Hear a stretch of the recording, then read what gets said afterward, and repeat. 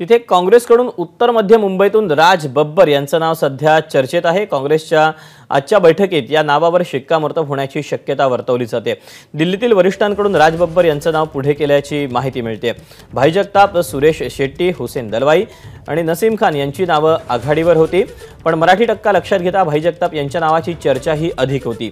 पण आता जी माहिती मिळते आहे त्यामध्ये काँग्रेसकडून उत्तर मध्य मुंबईतून राज बब्बर यांचं नाव चर्चेत आहे। अधिकचे अपडेट जाणून घेऊ। अभिषेक मुठाळ आपल्या सोबत आहे। अभिषेक, खरं तर दिल्लीतील वरिष्ठांकडून राज बब्बर यांचं नाव पुढे केल्याची माहिती मिळते। काय नेमकं कारण असावं राज बब्बर यांना या ठिकाणून त्यांचं नाव पुढे केलं जाण्याची? दीपक, यामध्ये जर का बघायचं तर मोठ्या प्रमाणात आपल्याला या मतदारसंघामधनं सेलिब्रिटी चेहरे देखील पाहायला मिळालेले आहेत। प्रिया दत्त देखील याच मतदारसंघातनं खासदार होत्या, 2 टर्म त्या खासदार राहिलेल्या। त्यानंतर पूनम महाजन आपल्याला इथं पाहायला मिळालेले आहेत आणि अशातच आता राज बब्बर यांचं नाव चर्चेमध्ये आहे।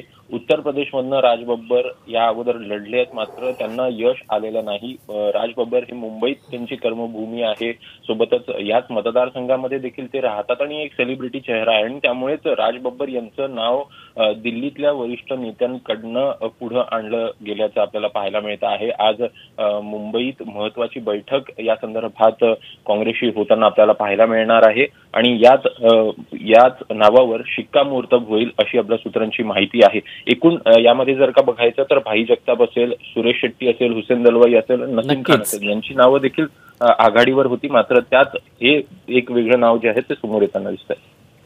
अभिषेक, धन्यवाद दिलेल्या माहितीबद्दल। एबीपी माझा, उघडा डोळे बघा नीट।